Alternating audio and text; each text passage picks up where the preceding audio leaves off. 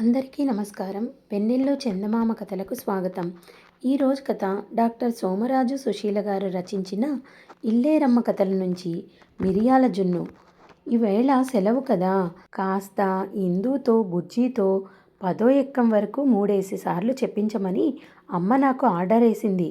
నిన్ను చేయమని చెప్పిందే అమ్మ అని ఆ పని కాస్త చిన్నారికి అప్పచెప్పాను. అది సందులో చాప మీద వాళ్ళిద్దరినీ కూర్చోబెట్టుకొని అరిపిస్తోంది.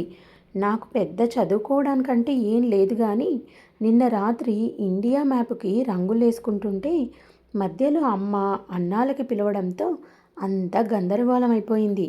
అరేబియా సముద్రం, బంగాళాఖాతం నీలం రంగులోనే ఉన్నాయి, కానీ పాపం హిందూ మహాసముద్రం ఆకుపచ్చగా ఉంది. అసలే గుడ్డి లైట్లు. మధ్యలో అన్నానికి వెళ్ళడంతో పెన్సిళ్ళు మారిపోయాయి. ఇప్పుడు మళ్ళీ చచ్చినట్టు ఇంకో మ్యాప్ తీసుకొని సరిగ్గా రంగులెయ్యాలి. అసలు సముద్రాలకి రంగేయడం అంటే ముందస్తుగా చిన్న తెల్ల కాగితం ముక్క మీద రంగు పెన్సిళ్ళతో రంగెక్కించాలి. ఆ తర్వాత ఆ కాగితం ముక్క మ్యాప్ మీద పెట్టి గట్టి గట్టిగా రుద్దితే భలే అలలు అలలుగా సముద్రం వస్తుంది. ఈ ఉపాయం నేను గుంటూరులోనే నేర్చుకున్నాను. కానీ మ్యాప్ డ్రాయింగ్ ఇప్పుడు కదా మాకు నేర్పుతున్నది. వింధ్య పర్వతాలకి ముదురు ముక్కుపొడుం రంగు, దక్కను పీఠభూమికి బంతి పువ్వు రంగు వేసేశాను. ఇంకా అడవులన్నింటికీ ఆకుపచ్చే కదా. ఎంచక్కా సెలవు రోజుల్లో ఇలాంటి చదువు పెట్టుకుంటే అమ్మ వాళ్ళకి మనం చదువుకుంటున్నట్లు అనిపిస్తుంది. మనమేమో ఏమిటేమిటో ఆలోచించుకుంటూ హాయిగా రంగులు రంగులు దిద్దుకుంటూ కూర్చోవచ్చు. ఈ చదువు అవడం అంటూ ఉండదు కదా. అలా పులుముతూ ఉండడమేగా చెయ్యి నెప్పెట్టేదాకా. మొన్న ఆసుపత్రికి జెండాలు అవి కట్టి పూజ చేసేశారు కదా. అప్పుడు మద్రాసు నుంచి నాన్న కంపెనీ డైరెక్టర్లంతా వచ్చారని నాన్న వాళ్ళకి ఎన్ని మర్యాదలు చేయించారో. అమ్మ 2 పూట్ల రకరకాల క్యారియర్లు పంపలేక చచ్చింది. అప్పుడు తెప్పించారట నాన్న పెద్ద పెద్ద పంచదార పలుకులద్దిన అరిసెలంత బిస్కెట్లు. అవి కొన్ని మిగిలిపోయాయని ఆ బిస్కెట్ల డబ్బా తెచ్చి ఇంట్లో పెట్టాడు చందర్రావు. పాపం ఎంతో మంచిగా. అయినా నాన్న వాడినే కేకలేశారు. మీ అందరినీ తినేయమంటే ఇంటికెందుకు తెచ్చావు? అక్కడ తినేవాళ్ళు ఎవరూ లేరా అని.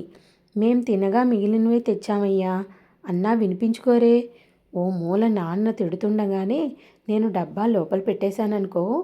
మన కంపెనీవేగా, డైరెక్టర్లు తినగాలేంది మనం తినకూడదేమిటి ఆ పాటి బిస్కెట్లు అని అమ్మ కూడా ఇన్నాళ్ళకి నా మాటే మాట్లాడింది. ఆసుపత్రి పండగ అయిపోయినాక నాన్న ఎక్కువగా ఇంట్లోనే ఉంటున్నారు. ఆలస్యంగా వెళ్ళటం, పెందరాలే వచ్చేయటం. ఇంకా గోపి గారని ఒక ఆయన చిన్న చిన్న పనులు మిగిలిపోతే చేయిస్తున్నారట. అందుకే కాబోలు 10 అయిపోతున్నా తీరుబాటుగా పడక కుర్చీలో కూర్చొని పేపర్ చదువుకుంటున్నారు. నాన్న ఆఫీస్కి వెళ్ళేదాకా నేనా చుట్టుపక్కల పనులే పెట్టుకుంటా. అందుకే ఎక్కాల పని చిన్నారి కప్పచెప్పి నేను పక్కనే కూర్చొని డ్రాయింగ్లు వేసుకుంటున్నా. మేప ఎలా ఉంది నాన్న అంటే తల తిప్పకుండానే చాలా బాగుందని చెప్పారు. మరి నేనే అలాంటి పని చేస్తే తనకెలా ఉంటుంది? అమ్మయ్య, ఇన్నాళ్ళకి నా కోరిక తీరింది.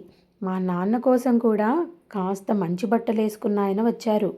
కాకపోతే చేతిలో కాగితాలకు బదులు ఓ టిఫిన్ క్యారియర్ ఉంది. నేను మాత్రం తల ఎత్తకుండా రంగులేసుకుంటున్నా. నాకెందుకు వచ్చిందిలే అని. నాన్నే ముందుగా పలకరించారు. రా కృష్ణస్వామి, ఆ చేతిలో క్యారియర్ ఏమిటి? ఇంటికొచ్చేసావే.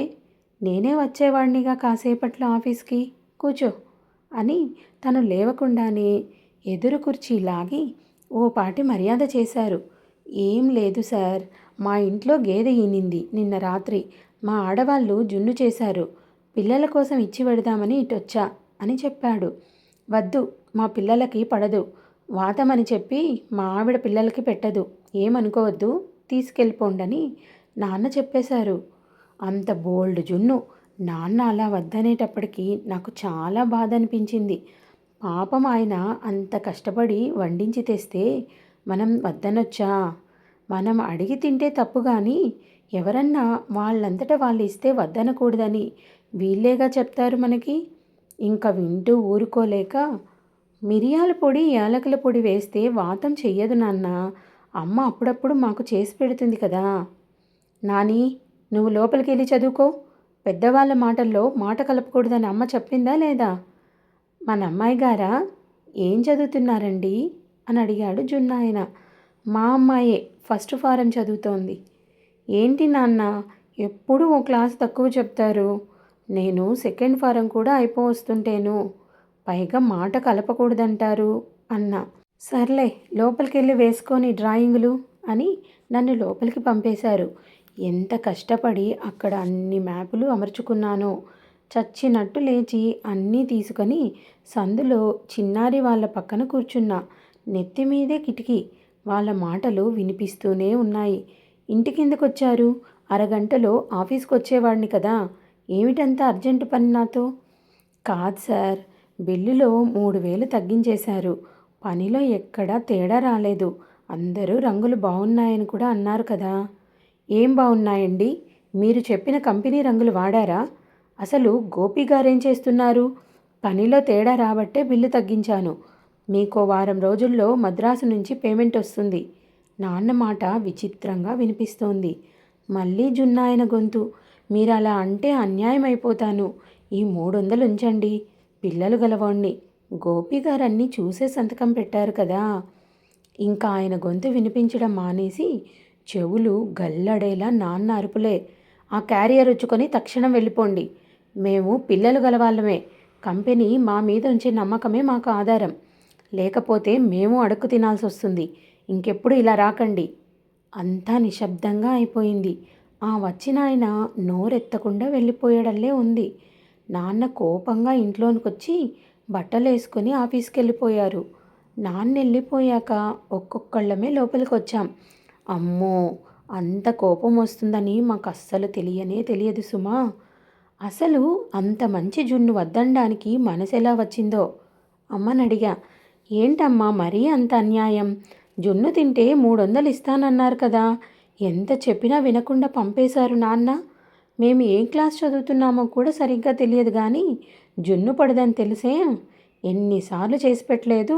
ఒక్కసారన్నా వాతం చేసిందా గీతం చేసిందా? అన్నీ అబద్ధాలు చెప్పారు.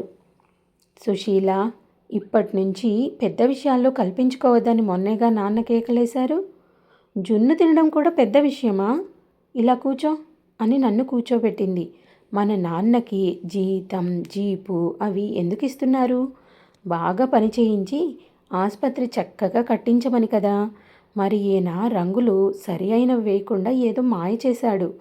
అందుకని నాన్న ఇవ్వాల్సిన దాంట్లో తగ్గించమని మద్రాసుకి రాశారు. తగ్గించొద్దు, మీకు ఇంకాసిన డబ్బులు ఇస్తాను అంటాడు. మరి మనం ఒప్పుకోవచ్చా? తప్పు కదా. పిచ్చి రంగులేశాడా? నేను ఇంకా జున్ను తింటే డబ్బులు ఎందుకు ఇస్తానంటాడా అని ఆలోచిస్తున్నా. అయినా ఎందుకమ్మా అంత గట్టిగా తిట్టడం? ఏమో మరి ఏం పాడు పని చేశాడో. అవన్నీ నాన్నకు కదా తెలుస్తాయి. మనకేం చుట్టరికం ఉందని అలా జున్ను వండించి తేవడం ఎంత తప్పు. పైవాళ్ళు ఇచ్చేవి ఏవి తీసుకోకూడదు. అందుకే నాన్న నిన్ను లోపలికి వెళ్ళిపోమన్నారు. చిన్నపిల్లవి, నీకు ఇప్పటి నుంచి ఎలా తెలుస్తాయి? చెప్తే మహా చక్కగా తెలుస్తాయి. చెప్పకపోతే ఎప్పటికీ తెలియవు. ఇప్పుడు నువ్వు చెప్తే తెలియలా? అమ్మా, మరి నాకు ఇప్పటికిప్పుడు జున్ను తినాలనుందే. ఇప్పటికిప్పుడు అంటే ఎలా మరి? రేపొద్దున బాలరాజుకి చెప్తాలే ఎక్కడన్నా జున్ను పాలు చూడమని. అదేమన్నా భాగ్యమా బంగారమా? ఇదంతా మళ్ళీ ఎవరితో చెప్పకే, బాగుండదు అని అమ్మ పనిలోకి వెళ్ళిపోయింది. కథ సమాప్తం. ఈ కథ మీకు నచ్చిందనుకుంటాను. నచ్చినట్టయితే లైక్ చేసి షేర్ చేసి మా ఛానల్ని సబ్స్క్రైబ్ చేసుకొని ఎంకరేజ్ చేస్తారని ఆశిస్తున్నాను. Thank you.